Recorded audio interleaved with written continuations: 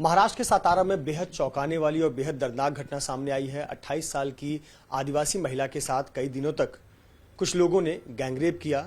महिला को न्याय के लिए सातारा से रायगढ़, रायगढ़ से विरार के चक्कर लगाने पड़े और जब महिला विरार में थी तो फिर सातारा पुलिस अपने साथ सातारा लेकर गई है।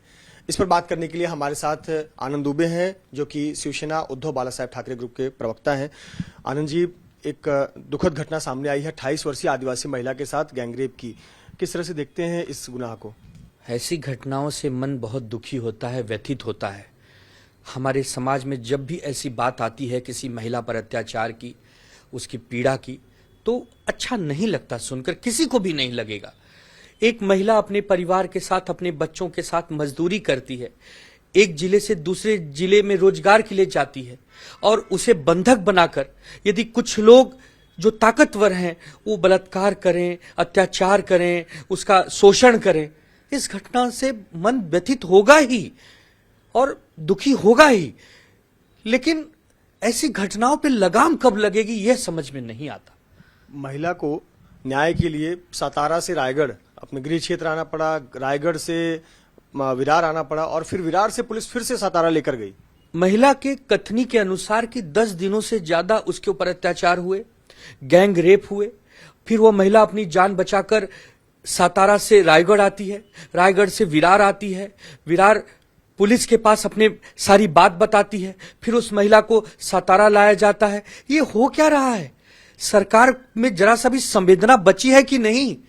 एक तरफ हमारी माता बहनों पर अत्याचार हो, जब वो न्याय के लिए गुहार लगाए कोई सुनवाई न करे। हम तो धन्यवाद देते हैं एनजीओ को, जो एनजीओ आदिवासी समाज के लिए काम करता है। हम धन्यवाद देते हैं एबीपी न्यूज को, जो आप ऐसे ज्वलंत मुद्दों को उठाते हैं, अन्यथा यह मुद्दे समाज के सामने कभी आएंगे ही नहीं। सरकारों का कोई दायित्व तो बचा नहीं है, कोई नैतिकता बची नहीं है।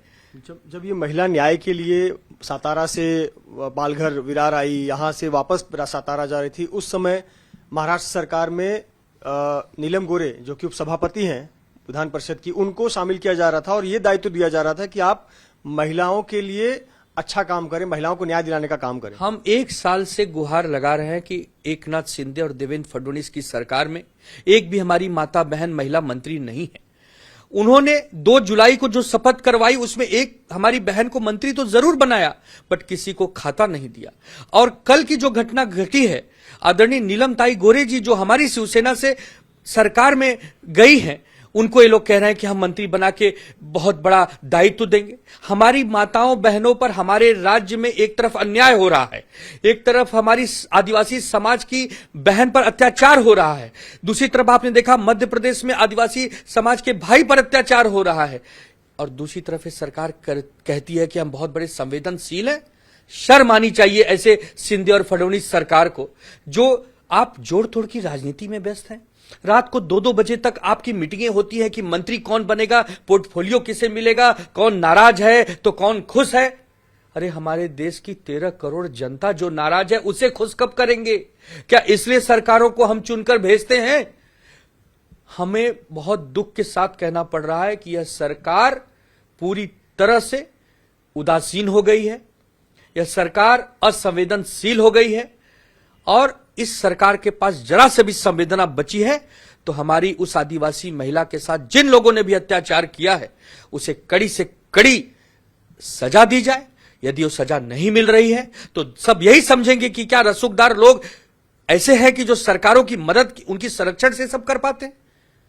बहुत दुर्भाग्यपूर्ण है। एक सवाल महत्वपूर्ण यह है कि मौजूदा घटनाक्रम राजनीति की इतनी है कि जोड़ तोड़ की गणित चल रही है। असली एनसीपी कौन, बगावती एनसीपी कौन, पोर्टफोलियो किसको मिलेगा। कल रात को अजीत पवार और देवेंद्र फडणवीस दोनों उप मुख्यमंत्री, उनकी बैठक हुई कि पोर्टफोलियो किसको मिलेगा। मुख्यमंत्री अपने विधायकों और अपने जो मंत्री हैं उनको संतोष दिला रहे हैं कि नहीं हमारे साथ अन्याय नहीं होगा, पर किसी ने महिला का जाकर दुख नहीं पूछा। हमारे राज्य में इस समय सरकार एक नाटक खेल रही है। 2 जुलाई को मंत्री पद की सब लोग शपथ लेते हैं, आज 8 जुलाई आ गया है, अभी तक मंत्रियों को उनका विभाग नहीं मिला। मंत्री बिना विभाग घूम रहे हैं, किस जिले के पालक मंत्री हैं उन्हें पता नहीं है।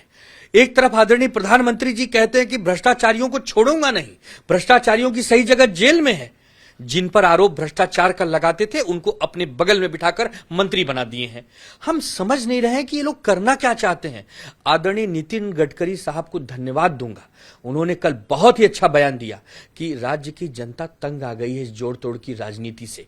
जो मंत्री कपड़े सिलाकर बैठे थे कि हम मंत्री बनेंगे, वो टीवी पर दूसरों को मंत्री बनते देख रहे हैं। जो भारतीय जनता पार्टी के विधायक सोच रहे थे कि हमारे कभी मुख्यमंत्री बनेंगे, वहां अजीत दादा पवार कह रहे हैं कि मैं जिंदगी भर उप मुख्यमंत्री थोड़ी बने रहना चाहता हूं, मैं भी मुख्यमंत्री बनना चाहता हूं। जो एकनाथ शिंदे और उनके समर्थक आए थे कि हम मंत्री बनेंगे, वो इस वेटिंग में बैठे हैं कि हमारा नंबर कब लगेगा। तो एक उलझन सी है, ये सरकार कम है और एक नाटक खेल रही है। हम समझ नहीं पा रहे हैं कि इस नाटक का अंत कब होगा और कहां होगा। बहुत बहुत शुक्रिया हमसे बात करने के लिए आनंद दुबे, जिनका कहना है कि इस सरकार के पास रात 1 बजे पोर्टफोलियो डिस्कस करने के लिए वक्त है, लेकिन पीड़ित महिला की गुहार सुनने के लिए वक्त नहीं है। उम्मीद करते हैं कि पीड़ित महिला को न्याय मिलेगा और फिलहाल सरकार इस मामले में अपनी संवेदना भी जाहिर करेगी। कैमरामैन धर्मेंद्र पांडे के साथ मृत्युंजय सिंह, एबीपी न्यूज, मुंबई।